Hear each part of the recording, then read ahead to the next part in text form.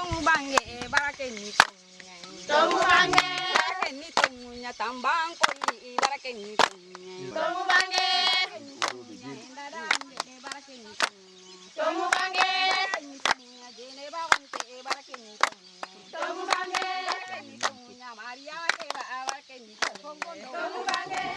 Ce financement, c'est dans le cadre d'un projet qu'on appelle Joining Voices, joindre nos voix, un film de plaidoyer pour faire un peu le tracking ou bien le suivi des engagements que les États ont pris lors du sommet de Londres en 2012.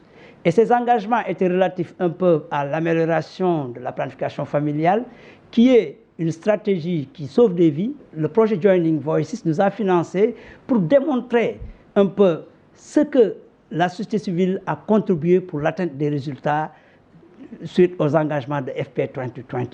Et c'est dans ce cadre que l'ASBEF, qui est partenaire de mise en œuvre avec UNFPA, le Fonds des Nations Unies pour la population, a mené des expériences innovantes en matière de planification familiale au niveau communautaire, particulièrement à Makakouli-Bantan et à Kumpentum.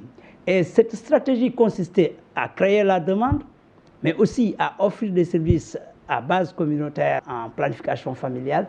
Mais cette stratégie était soutenue, appuyée par l'école des maris, l'implication des hommes pour l'acceptation de la planification familiale, mais aussi les caisses villageoises pour la prise en charge sociale des populations pour leur accès à la planification familiale. Le gouvernement s'était engagé à atteindre 300 millions par an. Parce que nous, on croyait aux acteurs communautaires. On a prévu qu'environ 30% de la contribution sur le relèvement des méthodes contraceptives devrait venir des acteurs communautaires. Le concept de 3D, la démocratisation, la démédicalisation, la décentralisation. Cela signifie que quelque part, le Sénégal doit assurer sa souveraineté du point de vue de la planification familiale. Il faut vraiment qu'on arrive à sentir que les ressources domestiques soutiennent le plus le programme de planification familiale, notamment l'acquisition des contraceptifs. Nous-mêmes sommes militantes de cette cause. Donc nous faisons le suivi. Cette ligne budgétaire existe et nous sommes vigilants. Au départ, on a eu 300 millions. Je crois que l'objectif, c'est que chaque année, on puisse au moins augmenter 100 millions de francs CFA pour faire face à ces frais de produits pour la planification familiale. Le capital humain est important. Donc il nous faut avoir une population saine pour pouvoir prétendre à un développement de notre pays. Et cela passe nécessairement aussi par une planification familiale. Les partenaires au développement aussi ne doivent pas continuer à être les seuls vraiment interpellés pour financer la planification familiale. Pour que nous puissions véritablement faire de sorte que la planification familiale puisse constituer un levier pour la capture du dividende démographique, il faut que toutes les communautés participent à la mobilisation des fonds pour la planification familiale. Il est important dans ces budgets des collectivités locales qu'on prenne une part importante pour retourner ça vers l'investissement, vers la femme. Au-delà du maire, c'est le conseil, dans le cadre du vote du budget, qui, de manière unanime, a approuvé cette idée d'inscrire 10 millions dans le budget de la commune de Pikine. Je propose qu'il y ait un réseau mondial des collectivités locales pour la planification familiale.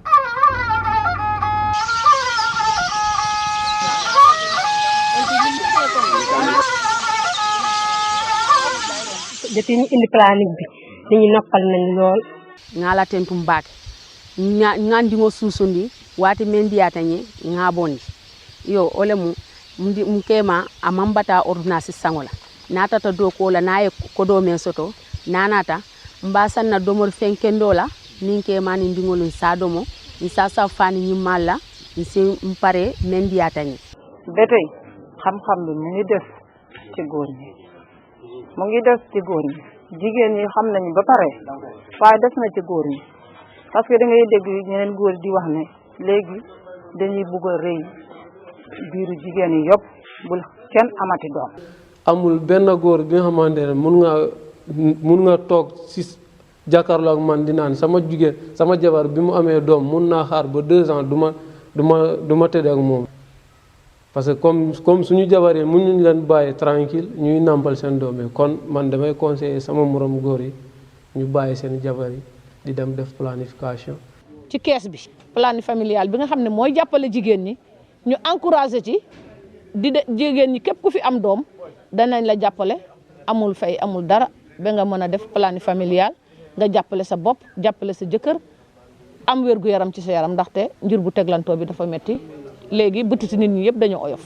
L'école des Maries a changé notre vie en une implication plus ou moins forte des hommes dans la santé de la reproduction. Dans le cadre de la planification familiale, il y a un changement de comportement à telle enseigne que les activités déroulées par l'école des Maries a permis à certaines femmes de fréquenter les structures de santé et mieux en compagnie de leurs maris cette fois-ci qui sont plus ou moins impliqués dans le cadre de la santé de la reproduction.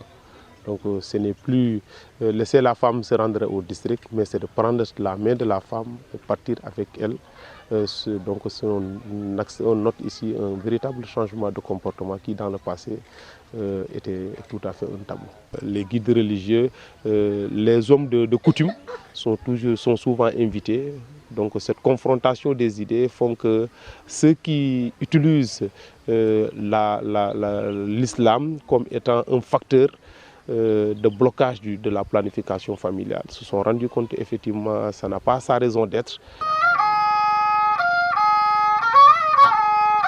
L'implication des relais communautaires, c'est-à-dire l'implication des acteurs par rapport à la planification familiale, ont permis au district d'augmenter ses indicateurs par rapport à la planification familiale. Le district dans la région a eu peut-être la meilleure performance avec 400 nouvelles en 3 mois, 400 nouvelles utilisatrices des services de planification familiale. C'est dire l'intérêt de l'école des Maries et puis des autres stratégies qui sont mises en œuvre avec à l'échelle district un taux de recrutement pour le 3e trimestre 2015 à 4%.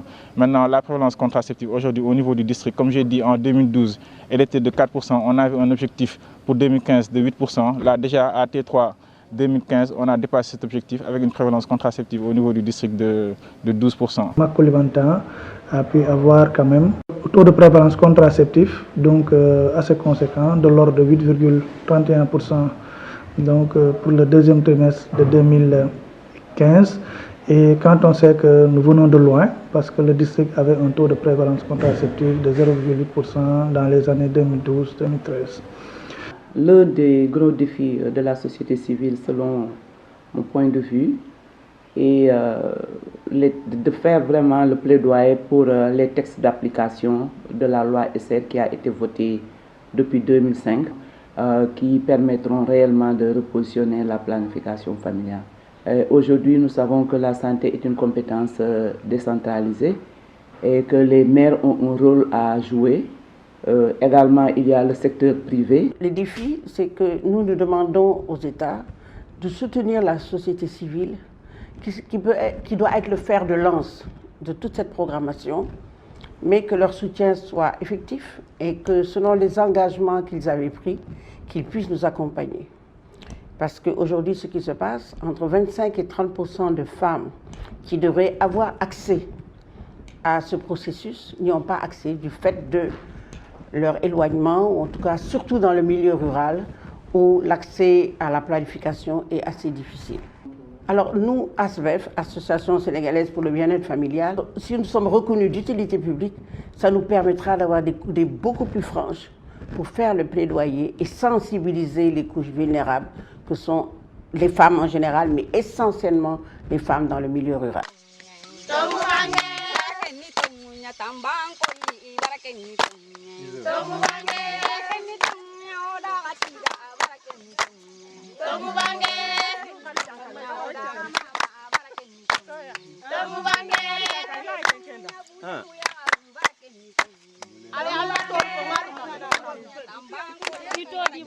Badou Diouf.